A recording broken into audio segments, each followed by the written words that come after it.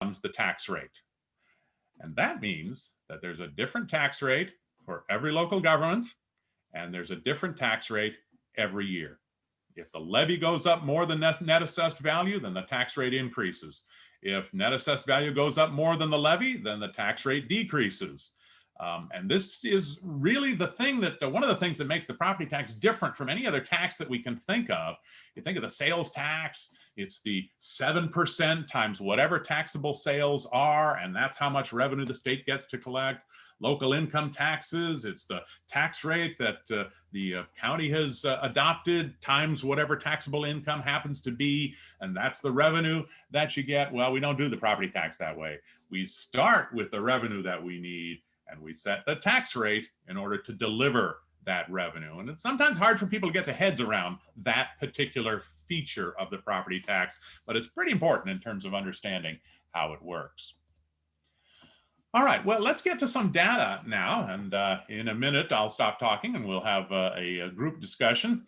But what you see here is that same data from the first table, only on per capita basis. That is, it took the population of Blackford County here, which is 11,930, Blackford, one of the smaller counties in Indiana, and took the total appropriations, that $35 million number, and divided by 11,930, and came up with $2,992. So that's $2,992 appropriated by all of the local governments in Blackford County per person in Blackford, 11,930. Did the same thing for the general fund and the debt service fund and so forth, and the property tax levy and net assessed value. So it's $38,040 in value of property per person in Blackford. The property tax rate is the property tax rate. You don't have to do that per capita. And then we did it for the Indiana average. Problem with the Indiana average is it's kind of dominated by Marion County. And so that drags all the numbers up. As you can see, the average county has 72,000, but there's only about 20 counties in the whole state that have more population than that. You know, that's the way averages work. But then we've got the neighbors there. So this is the whole region: Adams, Blackford, Delaware, Grant, Huntington, Jay, and Wells. You can see the variety of population there, from 11,930 in Blackford to 114,000 in Delaware.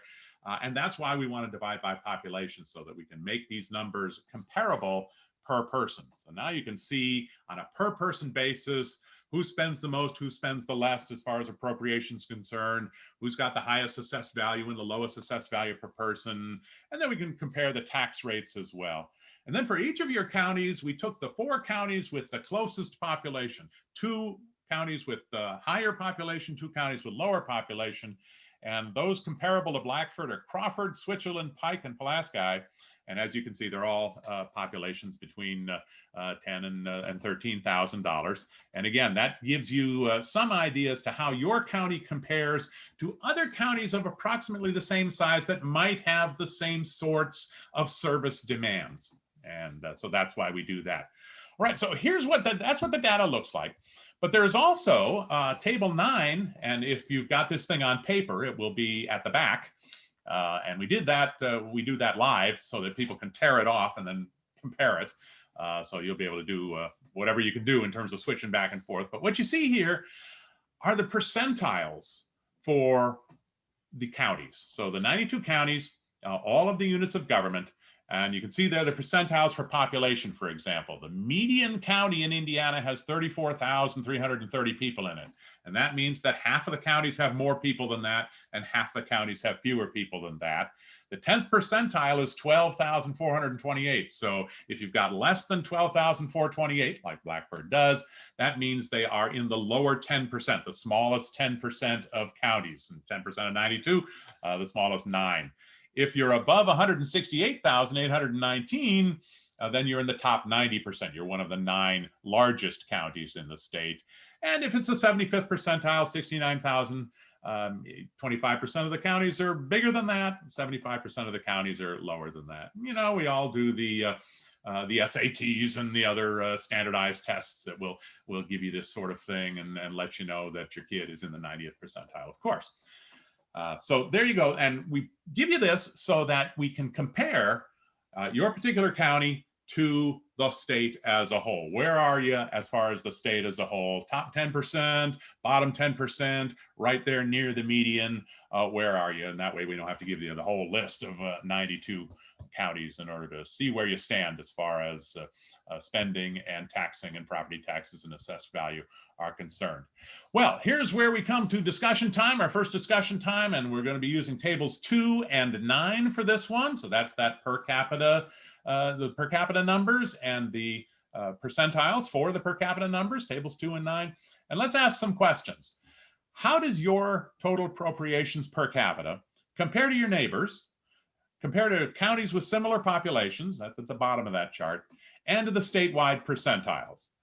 What appropriation categories contribute to total appropriations? If you're high, is it because of the general fund? Is it low? Is it because of debt service? How do your total levy and net assessed value compare? That is, how much use are you making out of the property tax, and what does your property base look like? Assessed value, net assessed value look like? And finally, the thing that the taxpayer perhaps is most interested in is your average property tax rate for the county, for all the units in the county, high, or is it low, or is it typical, and how does it compare to your neighbors, to counties of similar sizes, and to the state as a whole? Tamara, let me turn it over to you for some nuts and bolts. Well, that's a lot of questions, but you don't have to answer every single one of them. And we've got some facilitators that'll help lead you through that and help you find the data in your report. I'm going to go ahead and open up rooms. You might have to click to go into the breakout room. If you get dropped off, Sherry will be in the main room to help you get back in or to chat with you until we come back.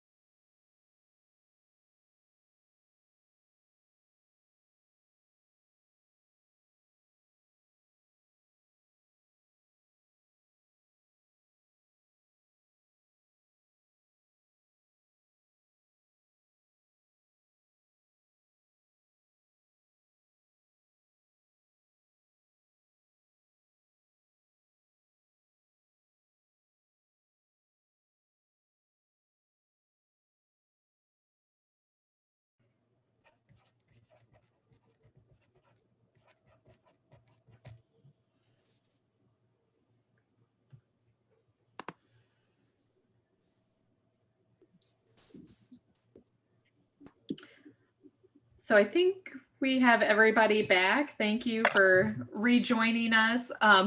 It's a lot easier to have these table discussions in person. So thank you for muttering through some of the awkwardness of doing this virtually. And no, we can't wait to be back in person, but we also know that it's hard to have small group conversations and social distance and masks. So thank you for your patience and okay with awkwardness. Larry, I'll hand things back to you. All right.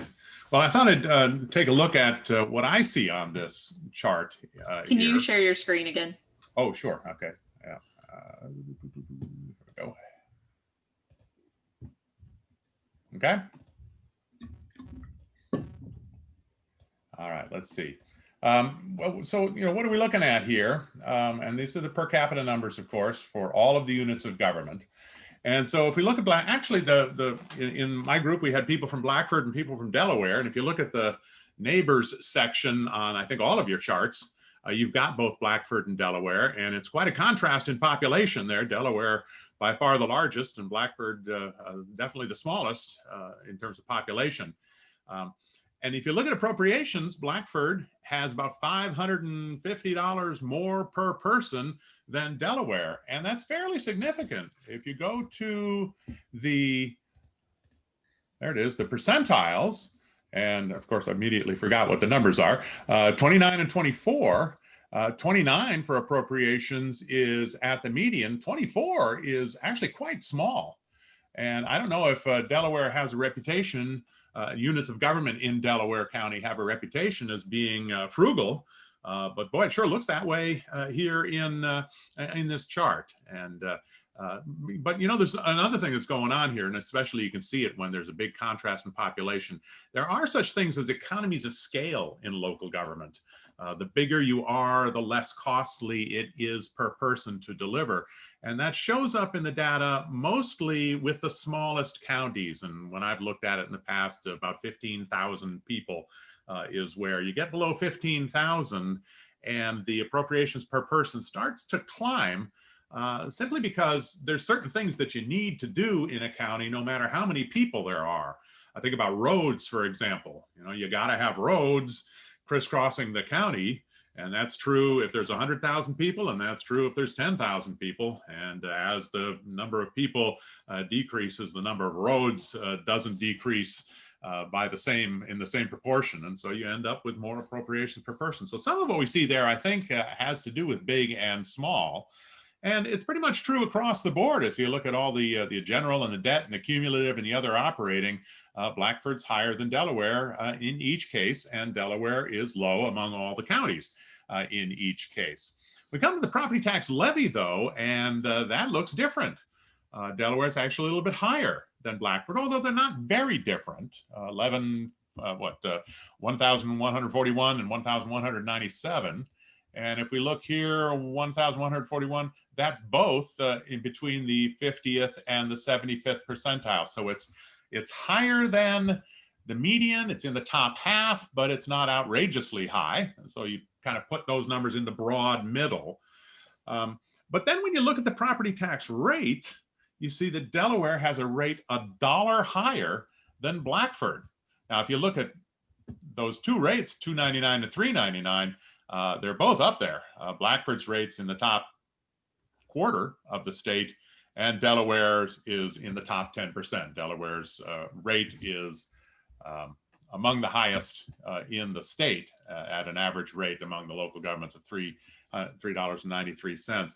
And so what's the reason for that? Well, their property tax levy, yeah, it's in the top half, but it's still in the broad middle. Neither of those numbers is outrageous.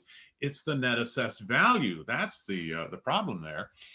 Delaware's net assessed value at $30,462 is actually in the lowest 10% of the state. And Blackford's under 40 is in the lowest 25th percentile. So both of these places have relatively low assessed values per person.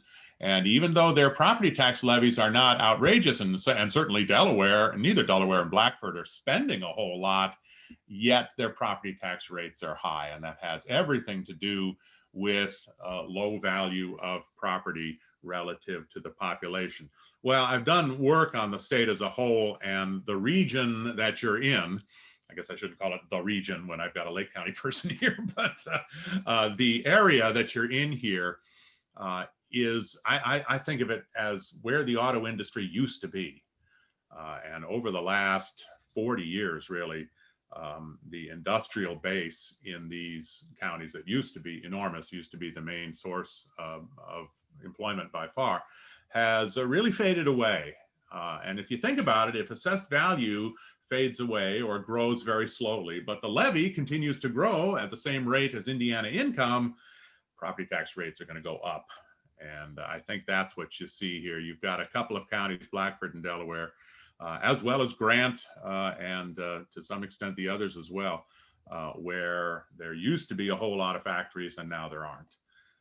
And you know, I know that these counties have been grappling with that problem now for decades, and still more grappling to do, it looks like. So there's where you see the Blackford, Delaware, and Grant as well, those property tax rates really high. But that's the key, I think. If you're looking at property tax rates, if you're worried about property tax rates and wondering why they're high and why they're low, sure, you got to look at spending. You got to look at the levy and how much of the spending or the appropriations is paid for with property taxes as opposed to other sources of revenue. And then you got to look at the assessed value. What's the basis of tax? One more thing to say about this net assessed value per person. I think it's a nice rough measure of what you might call fiscal capacity. Assessed value is the resources you've got available to draw upon. That's what that's the tax base. That's what where you collect your revenue from. And population, well, that's who you deliver services to. So what you've got in assessed value per person is a comparison of what you've got, the resources to tax and the services you need to provide. So if that number is high, tax rate tends to be low. Look at Wells County, for example, with $56,000 per person, which puts it right there at the 75th percentile. And then that low, they also have a relatively low levy. That gives them a very low property tax rate at $1.46, which is right there. In fact, it is the 10th percentile. So that's one of the lowest property tax rates in the state. So that's the kind of thing that you can do with this data. And it can answer some questions, but it also leads to a whole lot more questions, and especially the question, why is this? And the other question, what can we do about it? Those are the really hard questions, but you can organize those questions and generate those questions out of data like this. Well, now that's the data for all of the units of government combined. And I think that most folks, though, especially local government people, are interested in particular units of government. So the lower half of Table 2, we call it Table 2A, gives the counties, cities, towns, school corporations, and library district numbers for each county. And my apologies to townships and special districts, but at one point we didn't have libraries on there, but that got embarrassing because librarians were often sponsoring our talks here. So we decided we'd better add libraries in. So we've got the 3 libraries in Blackford County there.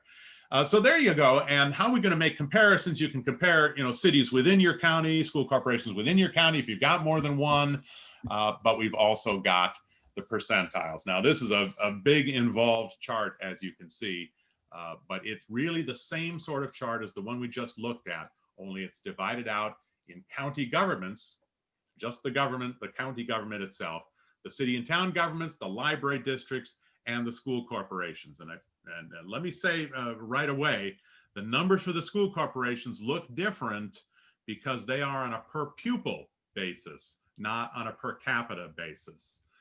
County governments and city or town governments, the census does an estimate every year of what the populations of counties and cities and towns are. And so we can use those numbers. Library districts, we don't get that every year, but the census, the decennial census, does give us those numbers for library districts. So this is getting pretty old, these population numbers by now, but that's what we've got to work with. School corporations, the census never does data on population in school corporations, but we've got enrollment, and per pupil is a way that school corporations often look at their data. So that's what you see there. So do resist the temptation to compare the school corporation numbers with the city or town numbers. These tables should be done just within the total.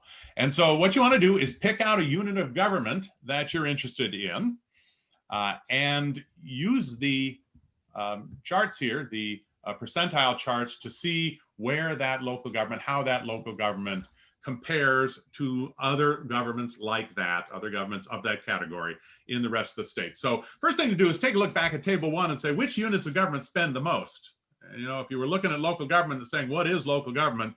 What dominates local government appropriations in your county? And then pick a unit that interests you. And then from table 2, the lower part of table 2, compare the unit's property tax rates. So start with the rates this time to the statewide percentiles, and ask yourself, is the rate for this unit of government, is it high? Is it low? Is it somewhere in the middle? And then ask why, and ask that question why based on 3 things. Take a look at appropriations. Is your rate, if your rate is high, is it high because you're spending a lot, delivering a lot of services, or at least delivering services in a costly way? If your rate is low, is it because you're spending less? Look at the levy. You know, if you're looking at the levy apart from appropriations, maybe if your rate is high, you may not be spending much, but maybe you're financing a whole lot of it with property taxes rather than something else. So take a look at your property tax levy in comparison to other units like yours in the state. And then finally, look at the assessed value. Right? Is your property tax rate high or low because you've got not much to tax or a whole lot to tax? And then discuss your findings with your group. Tamara, sorry about that. I'm sorry, I got distracted by somebody's question about school pension and was looking at how many districts have school pension funds still. So I will open the breakout rooms.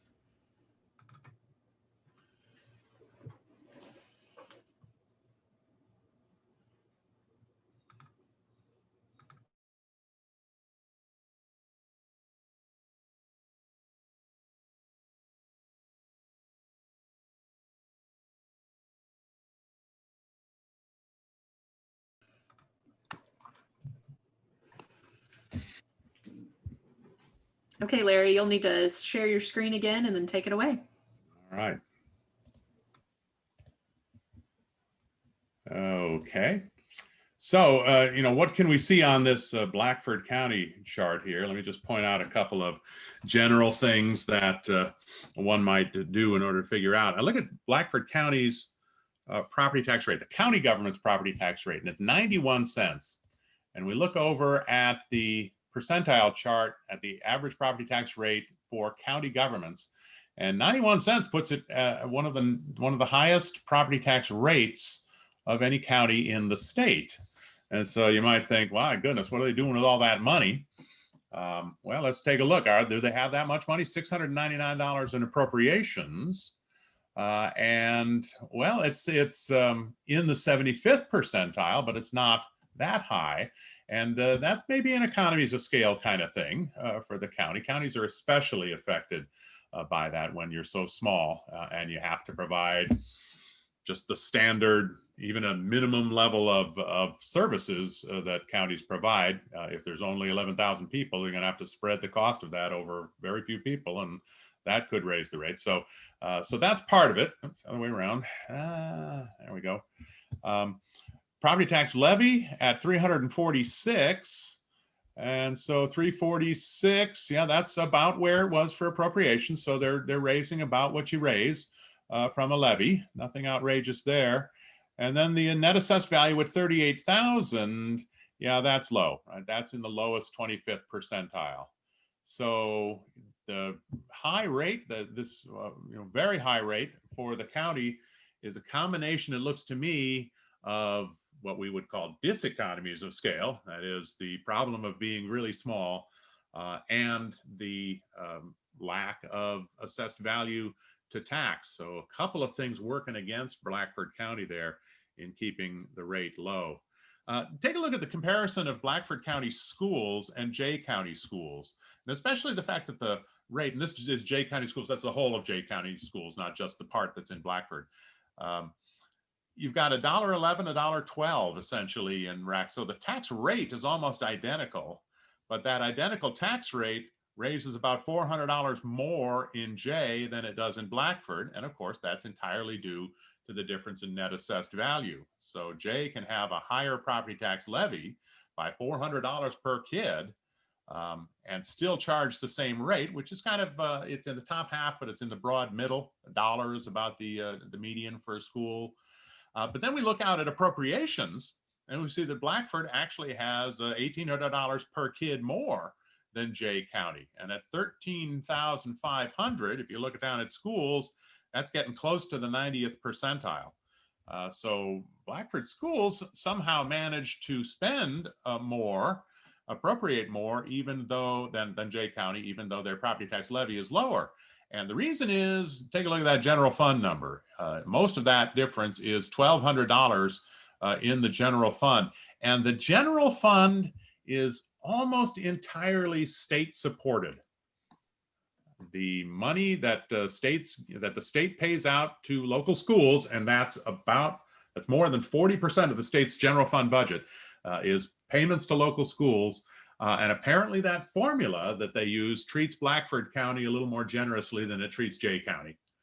And one of the reasons for that has to do with income levels, how many kids are classified as free textbooks, for example, or on free school lunches. Those are the sorts of variables that go into the calculation for how much each school corporation gets from the state. So you just look at these lines of numbers there, and there are a number of things that one might be able to say about what's going on in these among these local governments. Well, let's move on to another aspect of the property tax, and this is the property tax from the point of view of the taxpayer. You know, the taxpayer doesn't see the county rate necessarily, or the town rate, or the school rate. The taxpayer sees the total rate. And it turns out the total rate that the taxpayer pays is really important for that relatively, or that newer property tax control method that we've got, the circuit breakers or the property tax caps.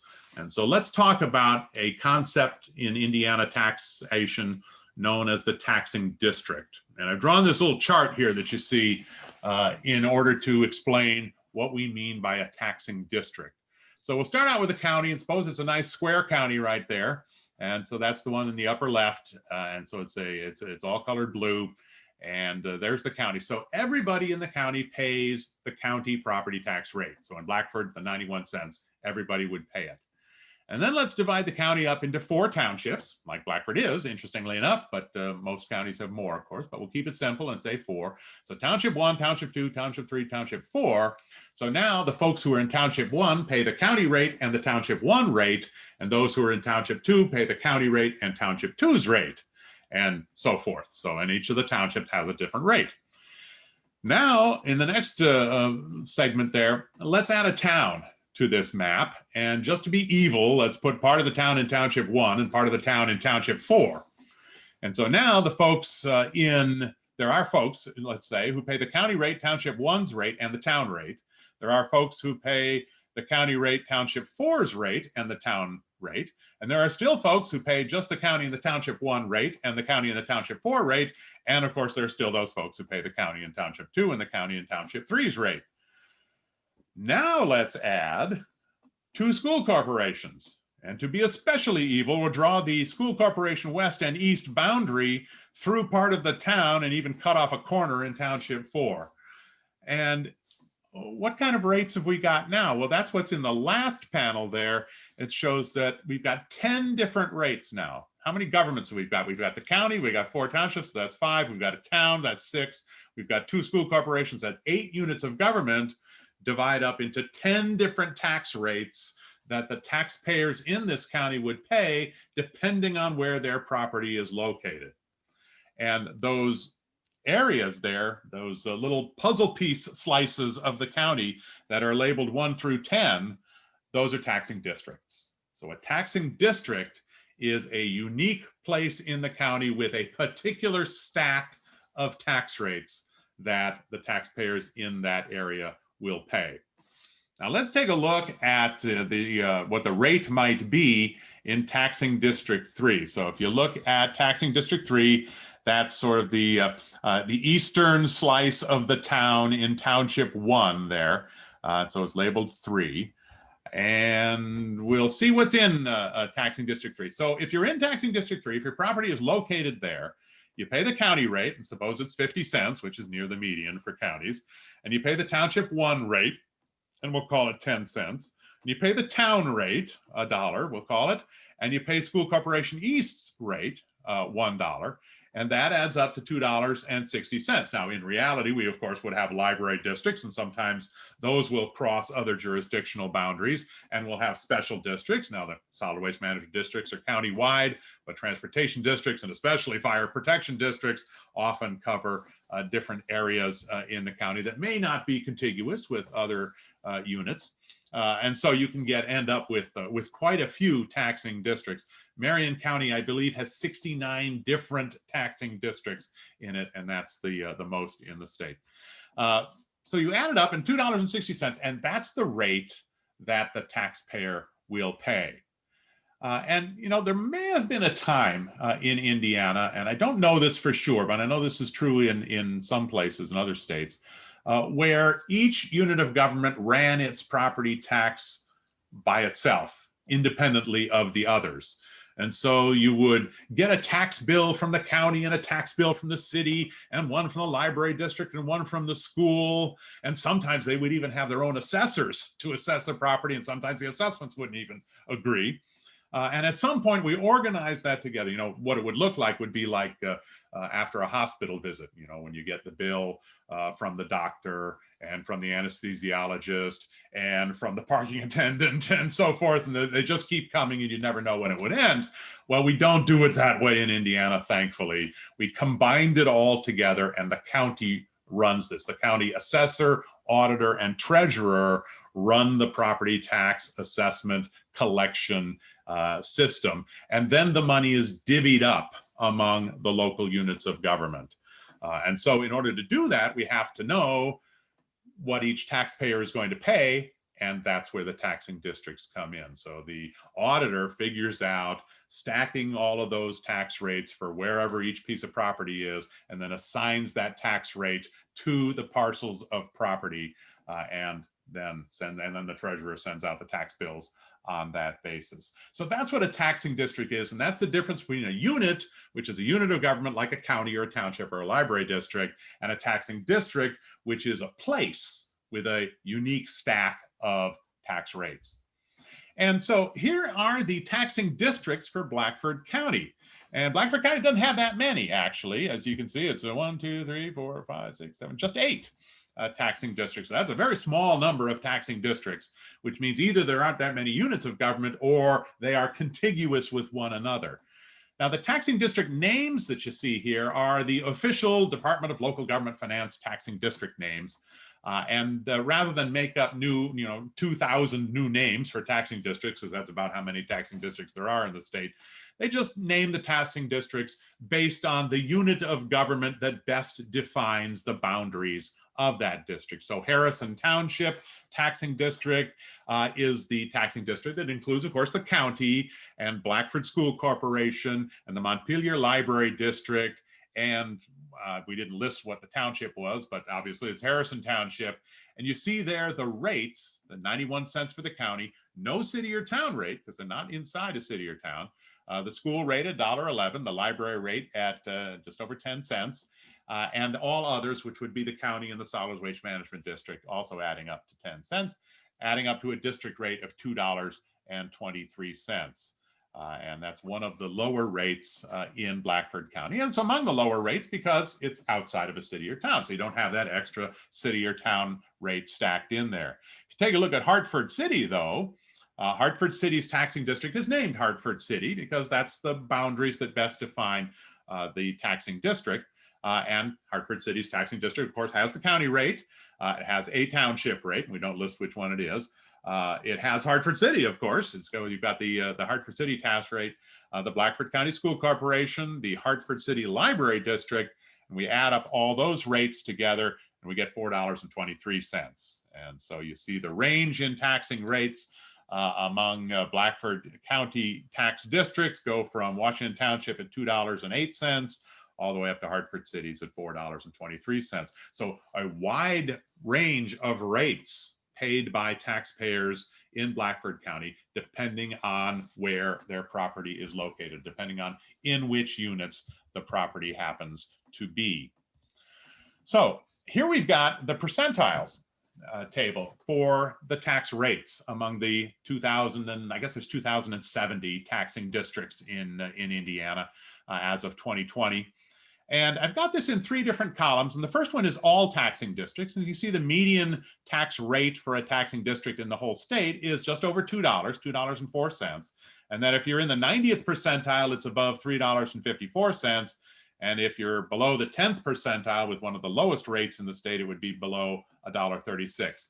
Thing is, though, that all of the rates in that 90th percentile and most of the rates in that 75th percentile would be districts that include a city or town. And all of the rates in the 10th percentile and below would be rates not inside cities or towns. So the all district rate basically represents, are you in a city or are you not? So let's divide out the districts between those that include a city or town and those that don't. And we call them city or town districts and rural districts. And so a typical tax rate in a district that includes a city or town is $2.71.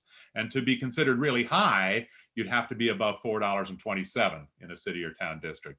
In a rural district outside of a city or town, $1.71 is typical. And to be considered really high, you'd have to be above $2.43. And to be considered really low, you'd have to be lower than $1.23. So that's how to read the percentiles for the district rates. And let's have one more discussion here. And you want to take a look at table 3, which is the taxing district rates, and table 10, which is the percentiles for the tax district rates. And so take a look at your county there and ask which districts are high and which ones are low in your county. And if you know which district you happen to own property in, if you own property, what's your own district rate? And then how do these district rates compare to the state percentiles on, I guess it's table 10? How do they compare to the percentiles? Are you paying a high rate or a low rate? What's the highest rate in your county? How's it compare to the high rates in the rest of the state? What's the lowest rate in your county? What's the highest city rate? What's the lowest city rate? And so forth. And then ask what unit rates contribute to this. If you see a high rate, which unit is the culprit? If you see a low rate, which units have low rates that's driving that total rate, that district rate lower? And then finally, pick out a high rate district and a low rate district, and just remember them. You don't have to memorize them, but just remember which ones you picked out, because we'll use that when we get to the tax cap credit discussion. Tamara? Okay, we'll see you back after a bit.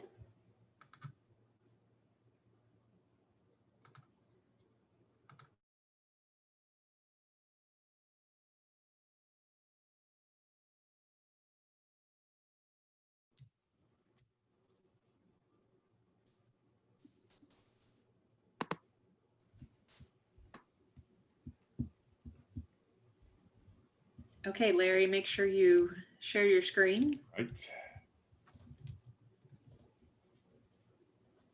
There we go. Okay, so what do we see here in Blackford County in the taxing district rates? And just as you'd expect, the highest rate is $4.23, almost $4.24 in Hartford City. And how does that compare? And this is where the all district versus city or town district gives you a different answer. The 424 there, is that what it was? Sorry. Yeah, 424 would be way into the 90th percentile for all districts, but he's even at the 90th percentile for city town districts. So that's a high rate as far as the state is concerned. But there's, the really extreme rates are even higher than that. It's high, but not absolutely outrageous. And we look at the low rate, and that would be $2.08 in Washington Township. And so that's outside of a city or town, and even outside of a library district there in the Blackford School Corporation. And so 208, if you look at that, again, if you looked at the all districts, you say, well, that's about typical. But it's about typical as a whole when you include the urban districts. But when you just look at rural districts, that's in the 75th percentile. If we look at the other rural districts here, 223, 222, 215, those are relatively high rates for rural districts. And so what's the culprit for that? Well, it's this very high county rate that everybody pays. So you've got a rate that everyone pays. Now the school rate's a little bit above average, above median, but it's the county rate that's in the 90th percentile. And since both the rural and the urban pay that rate, that makes the district rates for the rural areas outside of cities and towns relatively high. Well, again, we said the rate for the county is as high as it is because of relatively low assessed value per person and just having fewer people and having the diseconomies of scale. And so what you're doing is spreading the cost of delivering county government over fewer people, so everyone bears a little bit more of the cost, and not having all that much industry and commercial property to bear that cost. And so it makes for a higher rate altogether. So that's kind of the explanation for the rates, I think, in Blackford County. Well, now what impact does that have? And now we finally come to the tax caps. And you may recall that the tax caps, also known as circuit breaker caps, were voted into the Indiana Constitution back in 2010. And they're in Article 10, Section 1, Parts F, G, and H. And we've amended that part of the Indiana Constitution 3 times. In the original 1851 Constitution, that section, Article 10, Section 1, had somewhere between 50 and 100 words in it, and now it's got more than 700 words in it. So we've decided we want to do different things with the property tax than the founders thought we should.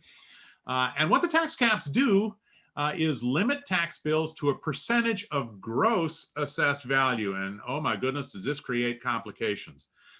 The property tax itself, the rates apply to net assessed value. That is, that's assessed value after deductions are subtracted.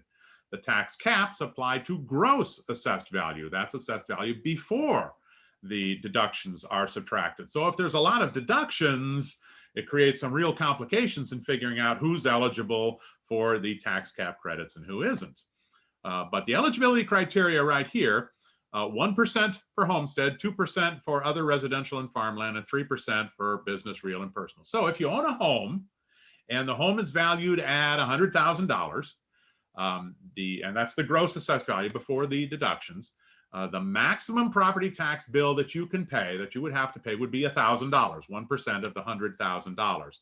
And that $1,000 is the total amount that you pay to all of the units of government in which your property is located.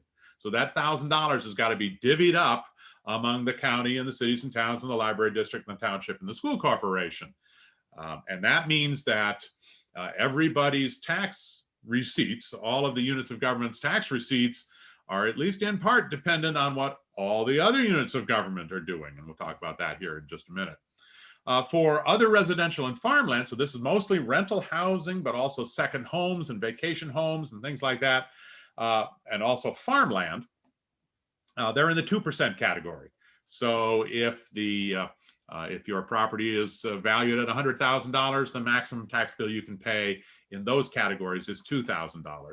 And then for all other property, which is almost entirely business, land, buildings, and business equipment, which is basically what's in personal property, what's left over in personal property, the tax cap is 3%. So if your property is valued at $100,000, your small business, say, is assessed at $100,000, the most you can pay is $3,000 to all of the overlapping units of government that are in, that your property tax is located in.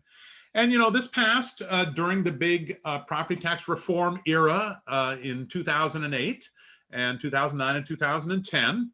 And you may remember that was Governor Daniels. And this is the point where I say, remember Governor Daniels?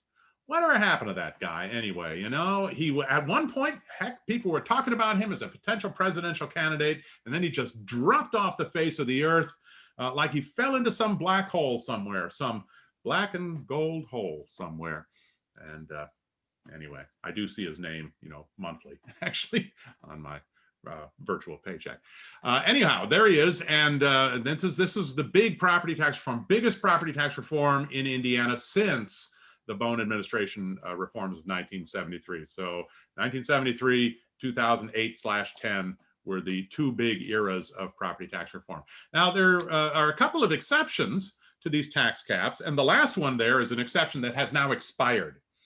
Lake and St. Joe counties had an exception in the Constitution, and it's going to remain in the Constitution. It just said 10 years from the passage of this thing, but the 10 years have now passed here. We're into the budget of 2021, and this was passed in 2010. And what it did was to exclude some of Lake and St. Joe County funds. In fact, the debt service funds that they had at the time were excluded from the calculation.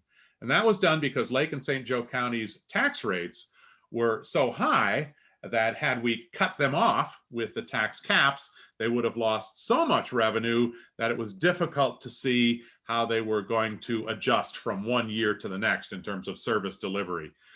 So they gave them 10 years to adjust, and now those 10 years are up. The next county down on the list, by the way, of counties with high property tax rates who would have difficulties with losses of revenue from the tax caps, the next county down was Delaware. But we drew the line above Delaware and under St. Joe, and it may have to do with just who was the Speaker of the House and that kind of thing. But Delaware was out of luck. Could have been included, but wasn't on that one. But that means that Lake and St. Joe over the last couple of years have been scrambling to figure out what are we going to do as we lose millions of dollars of property taxes that we've been collecting up to that point. The other exception is taxes passed by referendum are exempt from the caps. So let me stand up to do this part of it, because let me see if I can get me here. Here we go. We'll stand up and do this. Okay, so what I want you to imagine is to the reason of this. There's two reasons for this. And the first is bondholders. The bondholders are people who lend money to local governments so local governments can build big infrastructure projects. So you build a high school or you build a county jail or something like that. You borrow money from these lenders, either the bond market or a bank. And let me tell you, those folks really want to be paid back. I mean, they are obsessed with getting the interest and principal paid back. Now, if you put a cap on the total amount of property taxes that can be collected from tax caps, they're going to get nervous, and they're going to regard you as a bigger risk, and they're going to charge you a higher interest rate, or charge you more bond insurance, or not lend to you at all. And so what we said is, hey, we're going to require big capital projects to go to referendum. You're going to have to pass a referendum, and if it passes, we will tell the people who are going to lend you the money, there's no cap on this at all. Don't worry. You're at the top of the list. You're at the head of the line. You will be paid back. So that was the first reason for putting that in there. The second reason was like this. Okay, suppose that the tax caps applied to referendums, especially referendums for capital projects. And I'm a voter, and I'm going into the voting booth, and I'm looking at the ballot, and there's a president and governor and senator and House of Representatives and county council and school board. And what's this at the bottom here? Oh, it's a referendum for a capital project. It's a referendum for a school. It's a referendum for a jail. Huh. Well, you know what? My kid might go to that school. My kid might go to that jail. I want it to be a nice facility. Oh, but wait a minute. It says they're going to raise my property taxes. Do I really want to pay property taxes for these things? Oh, but wait a minute. My taxes are capped. I'm already at my property tax cap. From my point of view, these new facilities are free. I'm going to vote yes. And what a beautiful example of two property tax control methods, right? Sending property tax capital projects to referendum, so people can vote yes or no, and capping people's property taxes. You got these two things that really do reduce property taxes, but you put them together and they raise property taxes. They create incentive for more property taxes. And so this is one of the unintended consequences of the tax caps that the legislature caught beforehand. And they put into the Constitution, nope, if the voters vote in favor of taxing themselves for something in a referendum, everybody has to pay. And so if you vote yes and it passes, you have to pay even if you're at your tax caps. So the referendum passed rates are outside the property tax caps. Okay, so here's the Blackford County District Circuit Breaker Tax Cap Credit. So tax cap credits, circuit breaker tax cap credits, and I call them by both names simply because the word or the phrase circuit breaker kind of got sucked into the discussion about Indiana property taxes in 2007, 2008. And the problem is that everywhere else in the country, circuit breaker means something else than what we call it in Indiana. And so I've been calling them tax caps instead of circuit breakers or circuit breaker tax caps, just to differentiate. So you need to know if you end up talking to somebody else in another state and you say circuit breaker, they're going to think you mean something else than what we're talking about here. So tax caps, what does it look like? So what happens if your tax bill comes in higher than your tax cap? You know, you've got a $100,000 home, you're taxed at, or you're capped at 1%, and that's $1,000. That's the maximum amount you have to pay as long as there's no referendum. And your tax bill comes in at $1,400, $400 higher than your cap.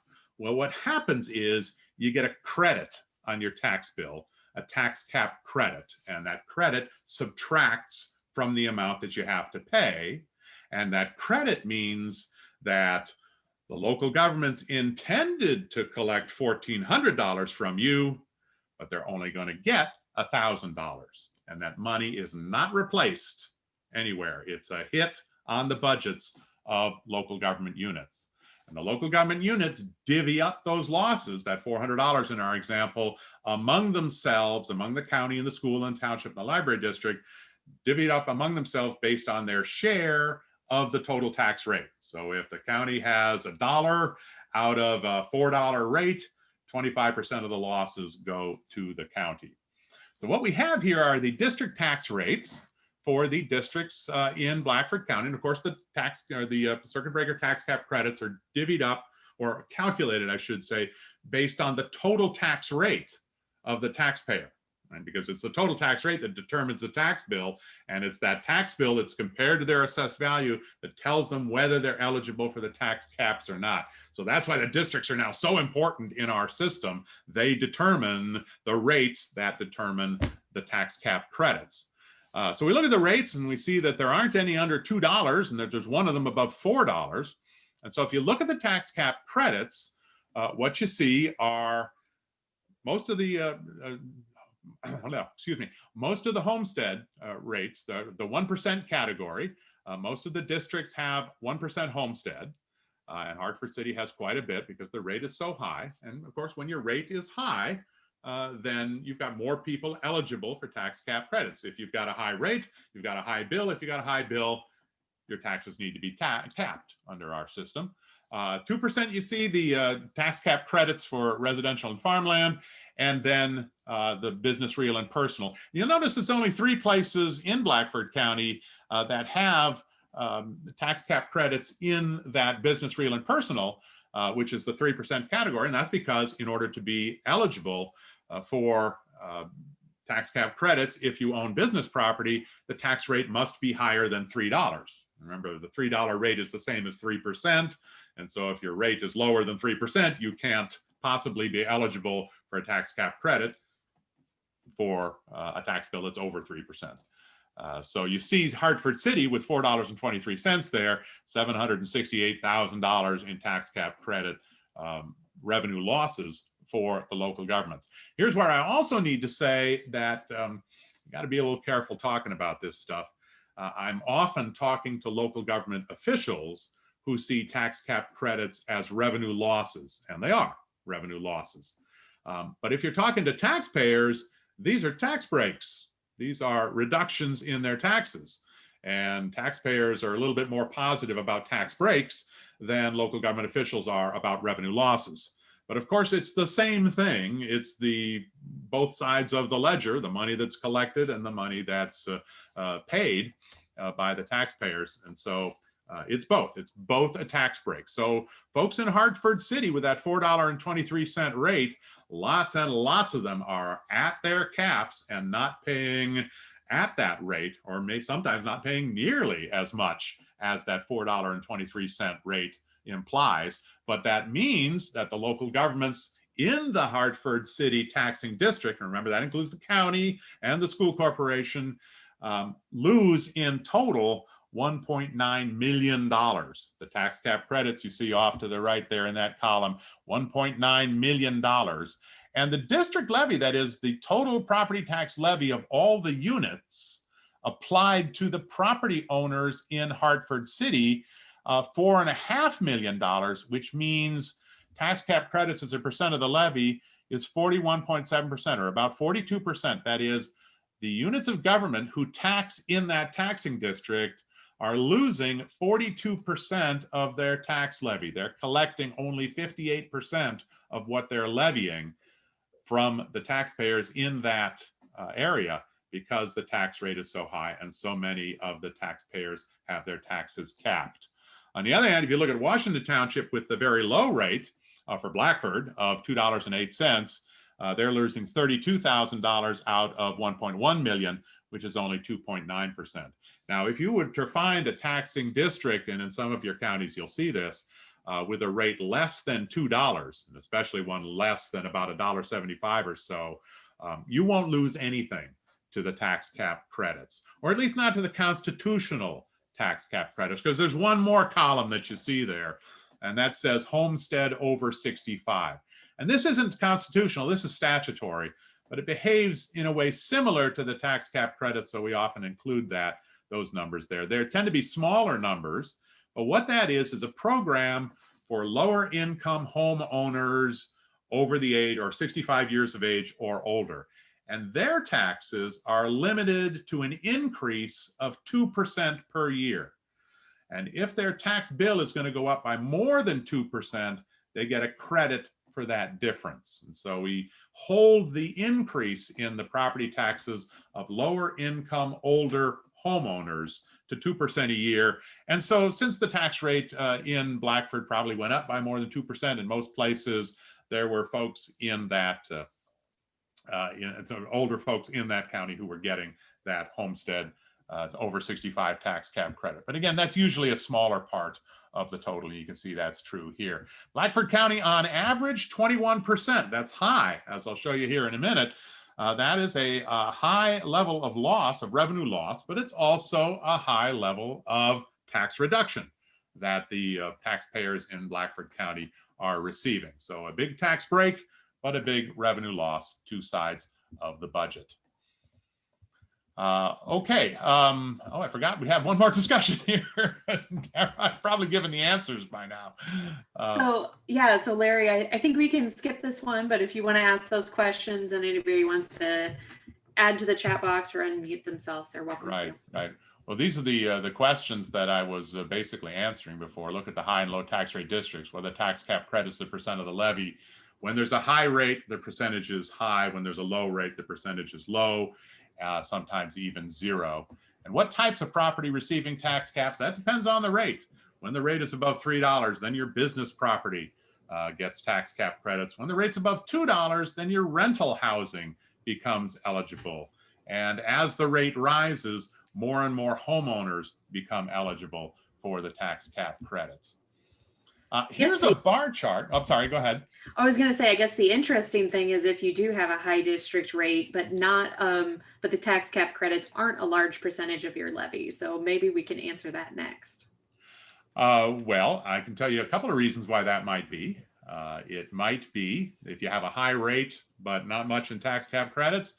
It may be that you've got some local income tax credits. And we'll take a look at that here in a minute. But here's how the rate matters. Okay, so first of all, this is tax cap credits as percent of the levy for 2020. And the green parts of these bars are the homestead part, the 1% homestead. The yellow part is residential and farmland, so that's mostly rental property at 2%. And the red part is business, real, and personal at 3%. And across the state, the average tax break or revenue loss out of the levy is 11.5%. And it's been in that neighborhood for a long time, although it was higher in 2020 than it's been in a little while, by about a percentage point. Now, if you look at the rates, the taxing district rates, if you divide up the taxing districts by the rates that they have, and remember those taxing districts, the sum total of the county and the city and town, the school rates and so forth. If that rate adds up to $2 or less, then there would be a few very high value homes that might be eligible for tax cap credits, but nobody else will be. And so your tax cap credit losses or the tax breaks that people get would be very small. And essentially, the property tax in those places operates just like it did before the tax caps were invented. When you're between $2 and $3, well, at that point, homes valued at less than $200,000 begin to be eligible for tax cap credits. And also your rental housing becomes eligible as well. All that property in the 2% category. Any farmland that might be in that range would also be eligible. So in Blackford County, there will be farmland eligible for tax cap credits because you've got so many rural rates above $2. But rural rates above $2, less than a quarter of the taxing districts are in that boat. So most of the yellow bars here is rental housing. So that's 6.5%. If your rate is above $3, that's when the tax cap credits really take a bite out of your budget. And that's also when taxpayers get a great big tax break on their property taxes. At that point, homeowners with homes at $100,000 and less start to become eligible for tax cap credits. All your rental housing will be eligible for tax cap credits, and your business property begins to become eligible for the tax cap credits. And so the average rate at 22.6%. Now, if you remember, Blackford County's average was 21.6, and Blackford County had the Hartford City rate at 41.7. So that is an extremely high level of lost property tax revenue for the local governments that are in that taxing district, 41.7 compared to an average of 22.6. And as you can see, it makes a difference as to whether your unit of government overlaps a city or town or not. If you overlap a city or town, you've got that extra city or town rate in the taxpayers' tax bills. That raises the rate, that makes more people eligible for tax cap credits. City or town rate, 15%. So the typical loss, average loss for city or town taxing districts, 15%. Outside of a city or town, average loss only 2.4%. So it really makes a difference. And more than 90% of all tax cap credits are to taxpayers, are collected by taxpayers in cities or towns. And so that's where the problem is most acute from the point of view of local governments. Now, let me tell you a little story about this and to give you a sense as to how much difference this makes. Early on, when the tax cap credits were just coming on, I was talking to a superintendent in Allen County who had looked out at his tax rates. And he was in rural Allen County. And so all the tax rates were less than $2. And he looked out and said, you know what? I'm not going to be affected. I'm not going to lose any revenue to the tax cap credits. And he felt pretty good about it. And then Fort Wayne annexed his territory. And all of a sudden, Fort Wayne's rate was added to the taxpayer rates for the taxing district that school corporation was in. And all of a sudden, a whole lot of taxpayers in that taxing district that covered the school became eligible for tax cap credits. So the school corporation was doing exactly the same thing after the annexation as before the annexation. But because of the annexation and because all the taxpayers were now paying higher rates, the school corporation did not collect the full amount of their levy. Because remember, the tax cap losses are divvied up based on shares in the total tax rate. And the schools usually have the biggest share of the property tax rate. So all of a sudden, school corporations started to worry about annexation. All of a sudden, counties and cities and towns worried about whether schools were increasing their tax rates without a referendum. All of a sudden, everybody's budget depended on everybody else's actions. And since the passage of the tax caps, we've been to a lot of meetings, especially early on, a lot of meetings where the superintendent and the county commissioners and the mayors met each other in a room for the first time. And sometimes it was all cooperation. And sometimes it wasn't, because in a sense, you're all competing for those same limited tax dollars. Well, how do we get from the tax cap losses in a taxing district to the tax cap losses by each unit of government? And of course, that's what the units of government are really concerned with. And a couple of steps, and that's what tables 5 and 6 do. So we take the taxing districts and we figure out in the taxing district, what's the city or town, what's the school corporation, what's the library district. We take the total tax cap credits and we take the share of the school corporation, Blackford Schools, in the Harrison Township taxing district rate. And it's probably about 2/3 of the total. And we, so it's actually, I can look at it and see, it's about half of the total. And we say it's $77,000 in tax cap credits coming out of that taxing district. Half of it is lost by the school. Most of the rest of it lost by the county. Library district loses some, township loses some as well. You look at the Hartford City taxing district, $1.9 million altogether. The city or town loses $795,000. The school district loses $500,000. And you can see what difference it makes right here, right? The Blackford County School Corporation covers almost all of Blackford County. Some of it's in Harrison Township, and they don't lose very much at all from Harrison Township because the rate is so low. But they lose $500,000 from Hartford City taxpayers because the rate there is so high. Got nothing to do with the way the schools run in their business, just happens to be where they're located. And I did a study at one point where I tried to find 2 adjacent school corporations that were practically identical, but one of them was in a town and one of them was outside of town. And the 2 that I found that compared real well were Yorktown Schools, and I think it was West Dell. And so those 2 school corporations had similar enrollments, similar tax rates, but one of them lost a whole lot more to tax cap credits, the one in Yorktown did, than the one that was outside of the city or town, simply because of that added rate from the city or town.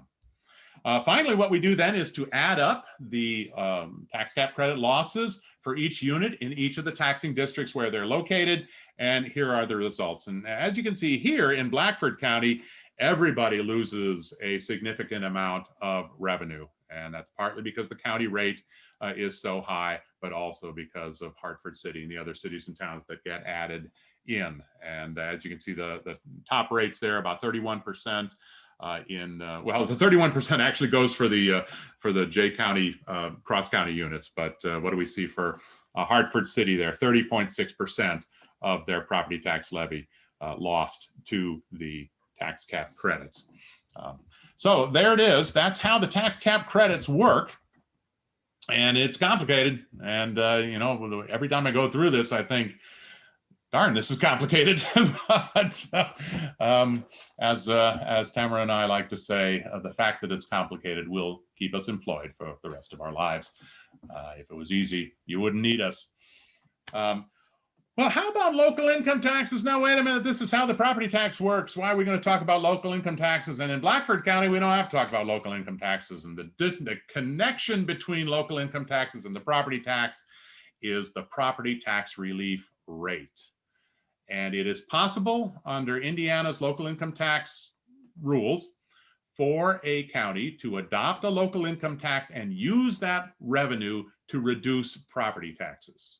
And so you can invent a property tax relief rate. Now, Blackford County doesn't use one of those rates. So I went to another county in our vicinity here, Adams County, which does use the rate. And this is a complicated looking slide, isn't it? But let's go through it. And what you see off to the right is actually just what's on the chart to the left, just made big so it's easier to see. So Adams County. Adams County has a property tax relief local income tax rate of 0.374%. So a little bit more than 1/3 of 1% of their income tax rate, which is 1.624% altogether. That 0.374% is property tax relief. And it raises $2,727,298 in 2019.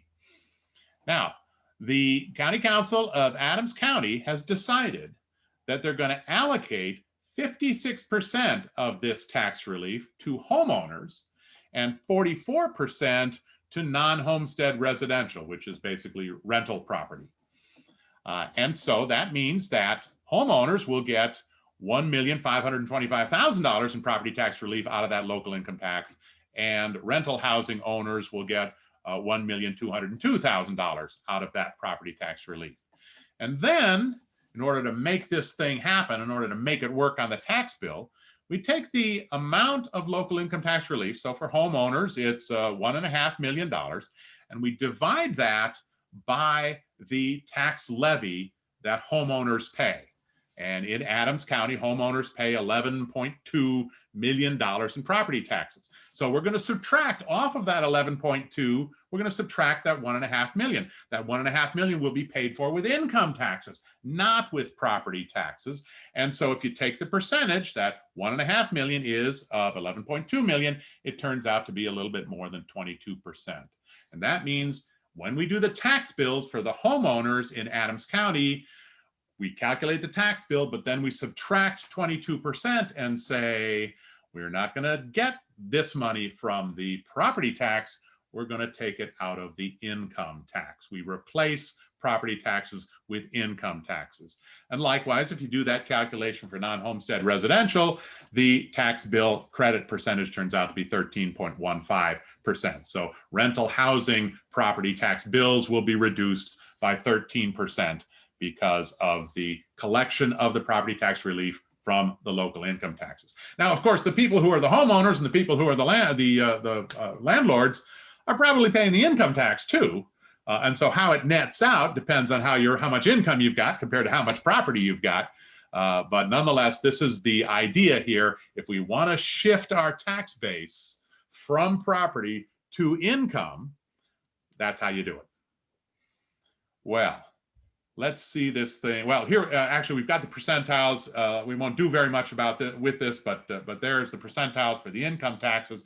If you look off to the right, the second to last column, you can see that there are 59 counties that use property tax relief rates, which means there are 33 that don't. So about 1/3 of the counties are like Blackford and don't have property tax relief income tax rates. And you can see the maximum rate, not $1.18, 1.18%. And the minimum rate for those that have the rates is 3/100%, and the median for all of the counties 12/100%, 90th percentile 3/4%. So 59 counties do this, actually use local income taxes to reduce property taxes for their homeowners, for their landlords, for their business owners, or even across the board for everybody. All right, now let's pull this thing together and take a look at some mock-ups here of what tax bills might look like in Blackford County. And let's take a look at the right two columns here, which are some tax bills that you might see in the Hartford City Taxing District. So this is the Hartford city rate plus the county and the Blackford County schools and so forth, all added up. And that was the rate that added up, as you see right in the middle here, to $4.23. So how does this work? So let's take a look at a $76,000 house. And that is the average assessed value of a homestead in Hartford City. So we're looking at homeowner property tax bills here. I should have said long ago, the definition of a homestead is an owner-occupied primary residence. So if you own your own home and you live in it more than half the year, your home qualifies as a homestead and you get the homestead tax breaks. So suppose we've got an assessed value of $76,000 for that home. What do? First thing we do is subtract off the homestead standard deduction, which is $45,000 for most homeowners. So $45,000 right off the top, we're not even going to tax. And then The remainder, after that $45,000 is subtracted off, is $31,000. And then we apply the 35% supplemental homestead deduction to that $31,000. And this was another of the tax relief acts that were, or features that was passed in 2008. And so we take 35% of $31,000, and that's $10,850, and we subtract that off. And then if the homeowner with the $76,000 house has a mortgage, we subtract off another $3,000. And so we subtract off 45, and we subtract off 10,850, and we subtract off 3,000.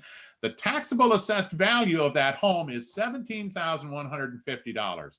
And that, my friends, is how we deliver tax relief in Indiana for the most part.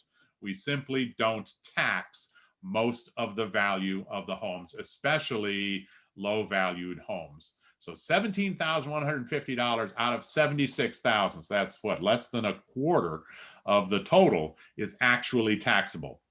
So we take that $17,150 and we'll multiply it by that district rate, that relatively high district rate of $4.23 per $100 assessed value, or basically take 4.23% of $17,150, and you get $727. Now, there are no property tax, local income tax credits in Blackford. And we'll look at Adams County here in a minute, and I'll show you where that enters in. So the tax bill after lit credits is the same. It's $727. Now we compare that to the tax cap. Right? And the tax cap rate is 1%, because this is a homestead. 1% of the original assessed value, the gross assessed value of $76,000 right up at the top, is $760. So this taxpayer cannot pay more than $760 in property taxes to all of the overlapping units that make up this $4.23 rate. Well, that doesn't matter for this taxpayer, because the tax bill came in at $727. And so that would be the tax that this taxpayer would pay. And so all of the units of government included in this $4.23 will get their full payment from this particular taxpayer.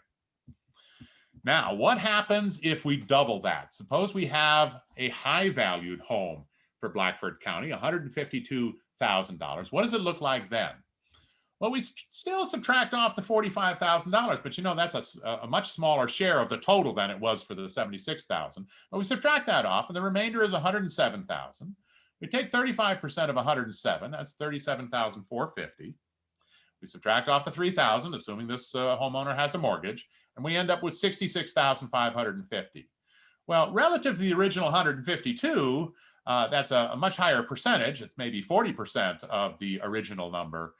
But it still means that more than half of the value of this home is not being taxed by the property tax. There's still quite a bit of property tax relief being delivered by these two great big deductions. Now, sometimes we think of deductions out there in our system. We say, look at all these business deductions, look at the abatements that we're giving to businesses.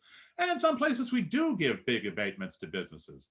But statewide, by far, the two biggest deductions are the homestead standard and the homestead supplemental. We deliver tax relief to homeowners with these two big deductions. So now we take that $66,550 and we multiply it by $4.2389 per $100 assessed value, and we get $2,821. So that's there's your variation in a tax bill based on differences in home values. And so again, no lit credit, so 2821. And now we compare that to the 1% tax cap. 1% tax cap of 152,000 is 1,520, and that 2821 is higher than 1520. It's higher by 1,301. And so this taxpayer gets a tax cap credit of $1,301. Now, what does that represent? That is a terrific tax break for this homeowner. Right, almost half of his taxes are cut from by this tax cap credit program, by the tax caps. But that's also revenue that the local governments intended to collect and now do not receive. This taxpayer is not going to pay this full tax bill. And so these tax cap credit losses are then divvied up among the county and the school corporation and the city and the other units of government that the home is located in. And so the tax bill that this taxpayer pays is $1,520. And that's where the revenue losses come from to the local governments, from tax bills that come in over the tax cap. And let's take a look at quickly at Adams County and see what happens when we've got a lit credit. And Adams County had a lit credit of 22%. And so that's what's shaded down here. So let's take the expensive house in a high rate district in Adams, and that's Bern, Monroe Township. So $256,000. And $134,000 of that is taxable. So in this case, we finally get a home where more than half of it is actually taxed. More than half the value is actually taxed. So $134,000 times $3.15 is $4,230. We subtract off 22%, and that's $934. Now, that's not revenue that's lost to the local governments. That's revenue that is replaced with income tax revenue. All right, so we've got $934 here, not paid by property taxes, but paid by income taxes. Or you might think of it as the local governments are being reimbursed from the money collected from the local income tax. And what remains after that is $3,296. And that's now the number that we compare to the tax cap. Tax cap going to be $2,560, 1% of the gross assessed value. That's less than the tax bill, even after subtracting the credits, the lit credits. And so this taxpayer gets $736 in tax cap credits to bring that tax bill down to $2,560. Now, for all of these other homeowners that have tax bills below their caps, the lit credits really are tax relief. Right? This taxpayer over here would have paid $186 more, would have had a tax bill of $841 if it weren't for the lit credit. But think about what has happened to this one over here on the right, the expensive home in the high tax district. That $934 in tax relief did not change their tax bill at all. They're at their caps. They would have been at their caps had their tax bill been $4,230. They would have paid $2,560. Their tax bill was $3,296, and they paid $2,560. So even though in an accounting sense, this is property tax relief for the homeowner, in reality, it doesn't change their property tax bill at all because the tax caps take precedence. What it does do, however, prior to, had this credit not existed, the tax bill would have been $4,230 and the tax cap credit would have been $1,670. That would have been the sum of that. Would have $1,670 is the amount, $4,230 minus $2,560. And so the local units would have lost $1,670 in property tax payments with no replacement. Instead, they're losing $736 with no replacement, and $934 is replaced from the local income tax. So in actual fact, given these tax caps, what is this $934? It's additional revenue for the local governments, not tax relief for the taxpayer. So for high-income homeowners, the tax relief is not tax relief. The tax relief is actually additional revenue for the local governments. And it's one of these crazy intersections of two different tax control methods that wind up giving a result that is different in reality from what it looks like in a legal or an accounting sense. So that's just something to take note of when we have these lit credits. The upper income, the high valued homeowners don't get any tax relief. The low valued homeowners do get tax relief from the tax cap credits. Now, one more thing I'd like to talk about, and maybe 10 minutes here, and that is what's going to happen to this property tax in the recession. You know, you have a recession, incomes go down, so income tax revenue goes down. Sales go down, so sales tax revenue goes down. What happens to the property tax? Well, that is a much more difficult question to answer. Back in the Great Recession, 2007 to 2009, a lot of counties saw their assessed values go down. And so I went and looked at it, and this is a chart that shows that. The black line is for the total state, the whole state. And in 2011, for taxes in 2011, and for taxes in 2013, assessed value actually went down. Now, why did it go down in 2011 and not during the recession? That's because of that 2-year lag. In 2009, home values fell. Home construction dropped off. That was reflected in assessed values in 2010. And those 2010 assessed values were taxed in 2011.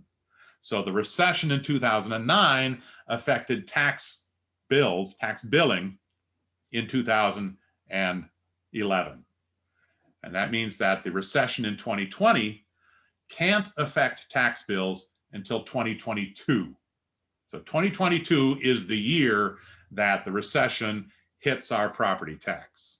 The bars there just show the number of counties that saw declines in assessed value during each year. So 35 counties in 2011 saw decreases in assessed value, and 54 counties saw decreases in 2013. But there were some counties that you see saw increases in their assessed value by more than 2%, and they're almost all rural.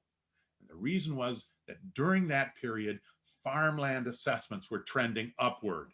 That was a period when corn and bean prices were rising, and that helped increase the assessed value of farmland. That isn't going to happen this time. This time, the assessed value of farmland is going to be falling in most places, and going to be falling generally. And so rural areas are going to be vulnerable in the same way that urban areas are after this recession.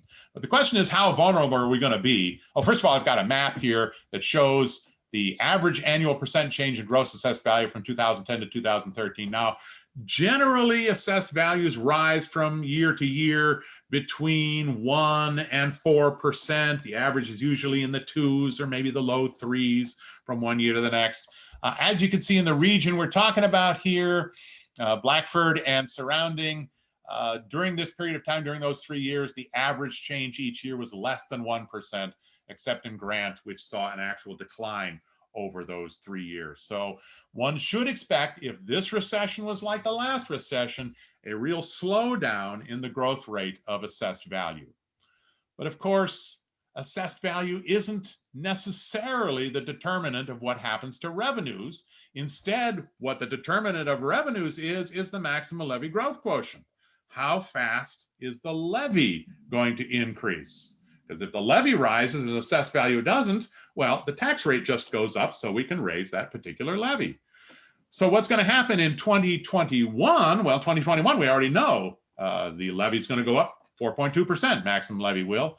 What's going to happen in 2022? Well, that depends on what happens to incomes this year. What's going to happen to Indiana incomes this year? And we won't know that until the middle of next year when the data comes out. But what happened in the last recession? Well, in 2009, that's this negative number. Incomes went down. And 2 years later, in 2011, that got incorporated into the maximum levy growth quotient. And that's why this red line here drops off from in the neighborhood of 4 to in the neighborhood of 3. And so for 6 years, the 6 years where this negative number was incorporated into that average, the maximum levy growth quotient was less than 3%. And then when it finally dropped out in 2017, for tax bills in 2017, the maximum levy growth quotient jumped from about 2.7 to about 3.8. And since then, it's been between 3.5 and 4.2, as we see right here. So are we going to get another one of these in 2020? What happens in 2022? We put in the 2020 number and we drop out the 2014 number. 2014 number is a really high number. It's 5%. We're going to lose a 5%. What are we going to gain? Is it going to be a big negative number, or is it not going to be a big number? Well, you would think it'd be a big negative number. This is a really deep recession we're experiencing, but maybe not. And the reason why maybe not is because of the CARES Act. The CARES Act, you may remember, in the first half of the year, increased the number of people eligible for unemployment insurance, increased the weekly uninsurance employment benefit by $600, and paid out $1,200 per person to an awful lot of folks out there. And it amounted to more than $2 trillion of additional payments to individuals. And nationwide, in the second quarter, personal income, that is the thing that we use, nationwide number, the thing that we use to figure out the maximum levy growth quotient, actually went up 10%, the biggest increase ever from one month to the next, a 10% rise. Now we know the CARES Act has expired. Most of that money is already in people's pockets. Some of it's in savings accounts, some of it has been spent already. Doesn't look like we're going to get an extension of that this year. So what will happen in Indiana, I think we're going to see something between -3% and +2% as far as the income change in 2020. And I think it's at least possible that it will be a positive number because of the additional revenue from the CARES Act. So what I've got here is in 2022, we already know 5 of the numbers. The question is just, what's the number going to be in 2020? So down here along the horizontal axis on this chart, you see a whole bunch of possible different numbers for non-farm personal income growth in 2020 and what you would get for the maximum levy growth quotient in 2022 with any of these numbers. Now, if it turns out that we see a number like the one we had in 2009, like -2 or -4, the maximum levy growth quotient will again drop into the low 3s or the high 2s.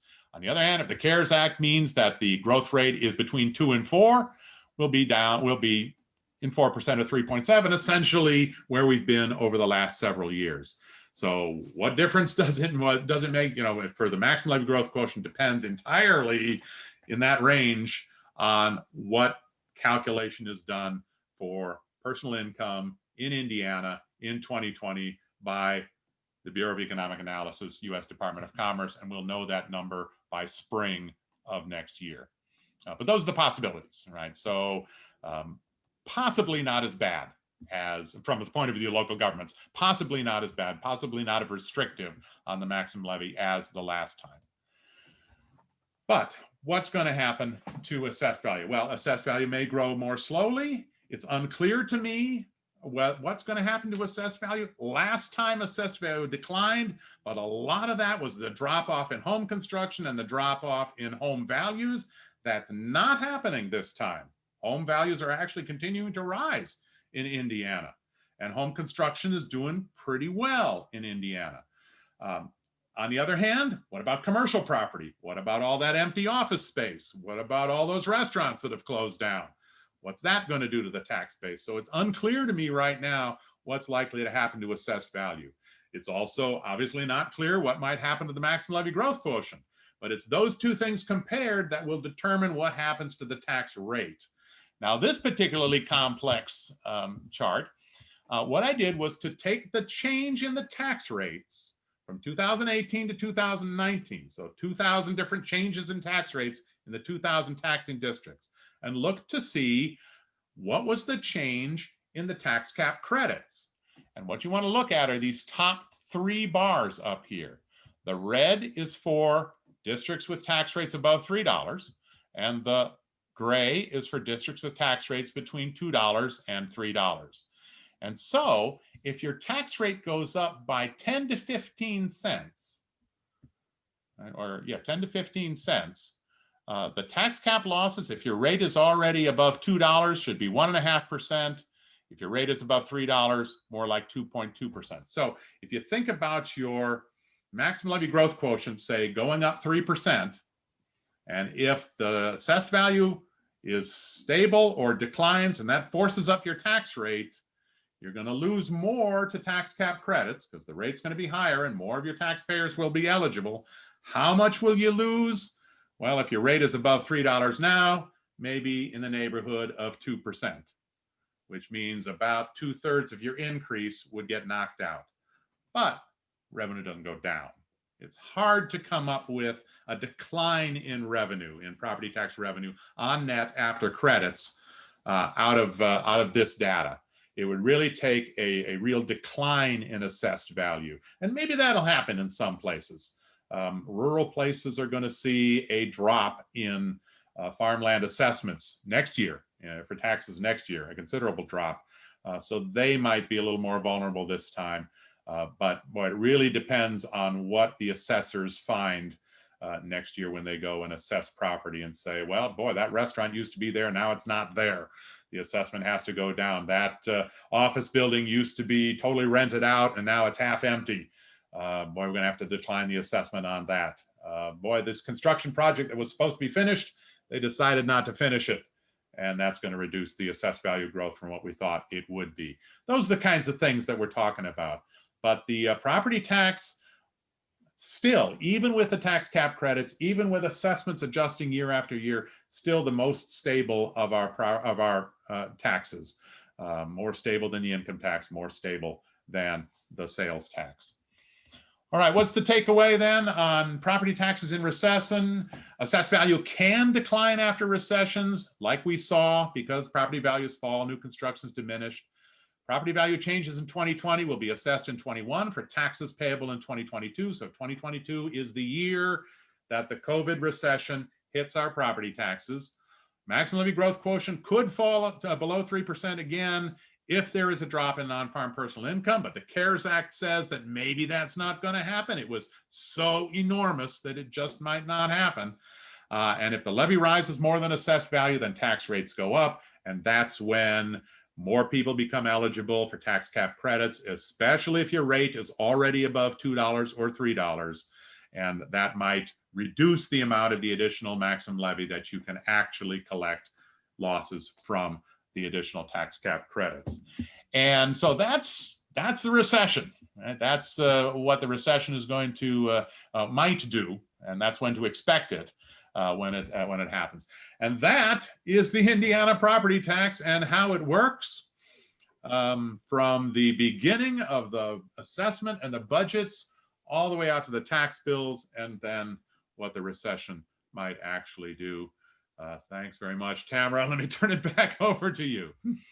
Well, thank you for hanging on a few extra minutes. I think that last piece is, of course, new this year because we weren't in a recession when we were delivering this last year, but also probably pretty valuable as you're planning for budgets. With that said, I do want to point out in the chat box, I dropped a survey. If you would take that survey, we would greatly appreciate it. It helps us to plan programming and share our impact. And so please take that survey. It is voluntary and anonymous. The last thing I just want to point out is that we do have another On Local Government webinar coming up. If you're not signed up already, it's on November 13th. You can find that on our website, and Larry will be giving an economic outlook update. We'll also have a legislative panel on, and so I'm looking forward to it, and I know we're almost capped out for our live audience, so be sure to check that out. Thank you so much for joining us today. We'll hang out for an extra few minutes in case anybody has any questions. Thank you very much.